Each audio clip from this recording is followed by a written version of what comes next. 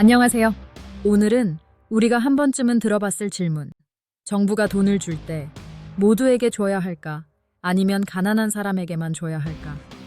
이거를 경제학자 케인즈의 눈으로 풀어보겠습니다. 경기가 침체되면 정부는 돈을 풀어 경기를 살리려 합니다. 그런데 중요한 건 어떻게 푸느냐예요. 우선 경제학자 존 메이너드 케인즈는 이렇게 말했죠. 공급이 수요를 만드는 게 아니라 수요가 공급을 만든다. 즉 누군가 돈을 써야 기업은 물건을 만들고 고용을 늘리고 경제가 돌아간다는 뜻이에요. 여기서 핵심은 바로 유효수요입니다. 유효수요란 단순히 원한다가 아니라 실제로 돈을 대고 살 수 있는 수요를 말해요. 정부가 돈을 주면 이 유효수요가 늘어나고 유효수요가 늘면 기업은 생산을 늘리죠. 그래서 정부는 불황일 때 국민에게 돈을 줍니다. 그럼 이제 문제는 누구에게 줘야 유효수요가 가장 많이 늘어날까? 입니다. 여기서 중요한 개념 하나, 소비 성향이라는 게 있어요. 이건 사람들이 소득이 늘었을 때 얼마나 소비하느냐를 뜻해요. 간단한 예를 들어볼게요. 만약 어떤 사람이 25만 원을 받았을 때 그걸 전부 써버린다면 소비 성향은 1.0. 반면 그중 10만 원만 쓰고 나머지는 저축하면 소비 성향은 0.4예요. 누가 더 유효 수요를 늘릴까요? 물론 더 많이 쓰는 사람, 즉 소비 성향이 높은 사람입니다. 여기서 놀라운 사실 하나. 소득이 낮을수록 소비 성향이 높습니다. 저소득층은 생계에 필요한 지출이 많기 때문에 돈을 받으면 대부분 소비해요.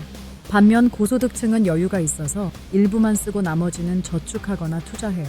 그래서 같은 25만 원이라도 저소득층에게 줄 때 유효 수요가 훨씬 더 많이 늘어나요. 그럼 이제 본격적인 비교로 가볼게요. 정부가 25만 원씩 전 국민에게 준다면 당장은 모두가 돈을 받지만 고소득층의 소비는 크게 늘지 않아요. 결과적으로 유효수요 증가폭은 생각보다 작습니다.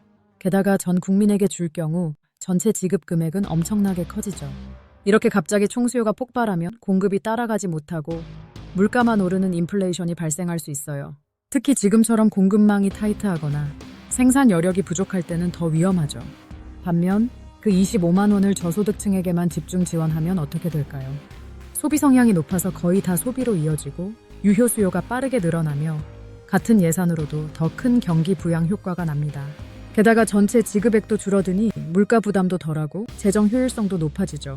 케인즈는 이런 상황을 대비해 정부가 지출을 할 때는 총수요 부족을 메우기 위한 것이라고 말했어요. 그런데 이미 수요가 충분하거나 공급이 부족한 상황에서 무작정 돈을 풀면 그건 경제를 살리는 게 아니라 과열시키는 것일 수 있어요. 정리해볼게요. 정부가 돈을 쓸 때 중요한 건 얼마가 아니라 어떻게입니다. 전 국민에게 25만 원을 주는 방식은 형평성은 있지만 경제 효과는 제한적이고 인플레이션 리스크도 있습니다. 반대로 소비 성향이 높은 계층에 집중 지원하면 더 강력한 유효수요 창출과 경제 회복을 기대할 수 있어요.